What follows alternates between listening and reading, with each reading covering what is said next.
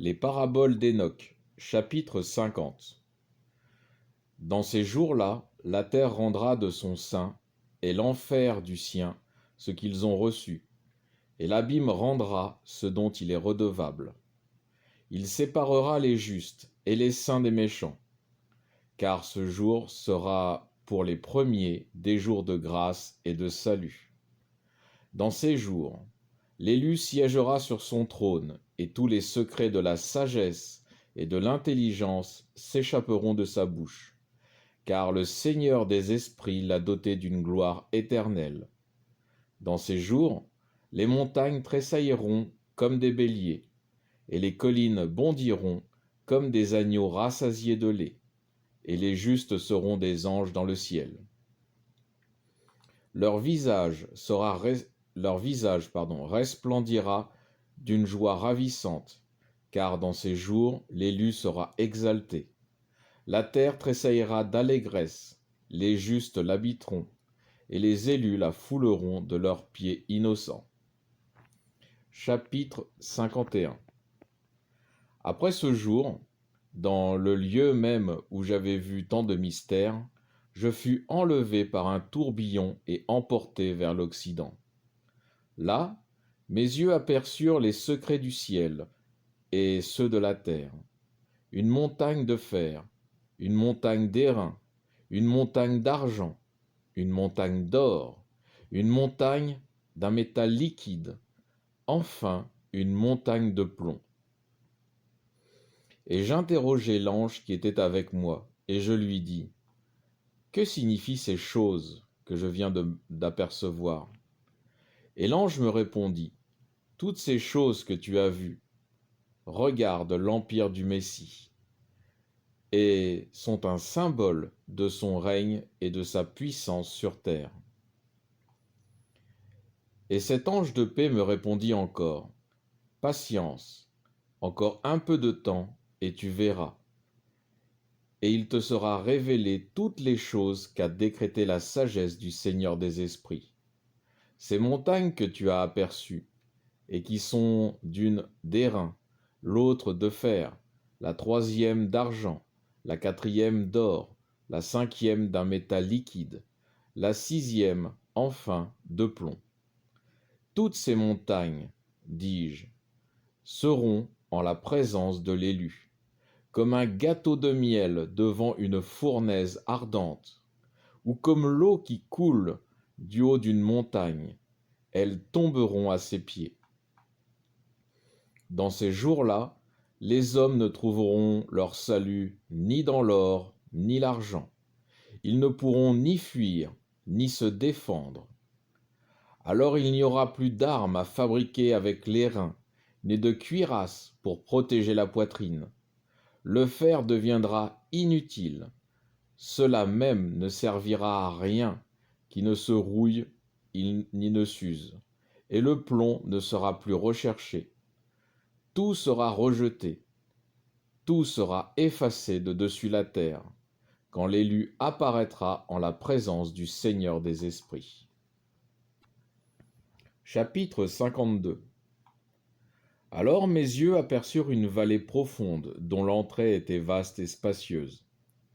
Tous ceux qui habitent sur la terre, dans la mer et dans les îles, y apporteront leurs tribus et leurs présents, et cependant rien ne pourra en combler la profondeur. Leurs mains commettront l'iniquité. Tout ce que les nobles labeurs des justes auront produit, les pécheurs le dévoreront honteusement. Mais ils périront de la face du Seigneur des esprits et de la face de la terre elle-même. Quant aux justes, ils se révéleront et ils vivront dans tous les siècles des siècles. Je vis les anges des châtiments qui y habitaient et qui préparaient les instruments de Satan. Alors j'interrogeai l'ange de la paix qui était avec moi, et je lui demandai, « Pour qui ces instruments ?» Il me répondit, « Ils sont préparés pour les rois et les puissants de la terre. C'est par là qu'ils doivent périr. » Ensuite apparaîtra le temple auguste, où les élus et les justes se réuniront pour ne plus se séparer, par la vertu du nom du Seigneur des esprits. Ces montagnes ne subsisteront point en sa présence, pas plus que la terre et les collines, mais elles s'écouleront devant lui comme des sources d'eau vive. Les justes seront alors délivrés des persécutions des pécheurs. Chapitre 53. Alors je vis une autre partie de la terre vers laquelle je me tournai, et j'aperçus une vallée profonde tout embrasée. À cette vallée, les rois et les puissants étaient conduits. Là mes yeux virent des instruments de supplice, des chaînes d'un fer sans pesanteur. Alors j'interrogeai l'ange de paix qui était avec moi, et je lui dis, pour qui réserve-t-on ces chaînes et ces instruments de supplice? Il me répondit, tous ces tourments sont préparés pour l'armée d'Azaziel. C'est là que ces soldats impies seront précipités sur des pierres aiguës. Ainsi le veut le Seigneur des armées. Quant à Michaël, Gabriel, Raphaël et Phanuel, ils seront confirmés en ce jour, et ils seront chargés de jeter dans la fournaise ardente les anges rebelles. C'est ainsi que sera vengé le Seigneur des esprits. C'est ainsi que leurs crimes seront punis, car ils se sont faits les ministres et les serviteurs de Satan. Ils sont devenus les séducteurs de ceux qui demeurent sur la terre. En ce jour, le Seigneur donnera le signal de supplice. Les réservoirs d'eau qui sont sur le ciel s'ouvriront, et ainsi que les sources qui sont sous le ciel et sous la terre. Toutes les eaux, tant supérieures qu'inférieures, seront confondues. L'eau supérieure remplira le rôle de l'homme. L'eau inférieure, celui de la femme. Tous ceux qui habitent la terre, tous ceux qui habitent sur les confins du ciel, tous, dis-je, seront exterminés. Ils comprendront, par la grandeur du châtiment, la grandeur de leur iniquité, et ils périront. Chapitre 54. Et puis l'Ancien des jours se repentit, et il dit, c'est en vain que j'ai détruit tous les habitants de la terre. Et il jura par son grand nom en disant, non, je n'agirai plus ainsi avec les habitants de la terre. Mais je placerai un signe dans le ciel, et il sera un témoin entre eux et moi, pour l'éternité, pour tout le temps que durera le ciel et la terre. De plus, voici ce que j'ai résolu. Si je veux les surprendre, je me servirai des anges comme d'instruments de vengeance au jour de l'affliction et du trouble. Et ma colère s'appesantira sur eux, dit le Seigneur des esprits. Ô roi, ô puissant de ce monde, vous verrez mon élu assis sur le trône de ma gloire. Il jugera Azaziel, tous ses complices et toutes ses cohortes au nom du Seigneur des esprits. Là, je vis les compagnies des anges au milieu des supplices, enfermés dans des rets de fer et d'airain. Alors je demandai à l'ange de paix qui était avec moi, vers qui vont tous ces prisonniers? Il me dit, vers chacun de leurs élus et enfants bien-aimés, afin qu'ils soient tous précipités dans les profondeurs de la vallée. Et cette vallée sera remplie de leurs élus et de leurs enfants bien-aimés, dont les jours sont terminés, sans doute, mais dont les jours d'erreur ne doivent point finir. Alors les princes se réuniront et conspireront ensemble, les principaux de l'Orient parmi les Parthes et les Mèdes, chasseront les rois, dominés par l'esprit de vertige et d'erreur.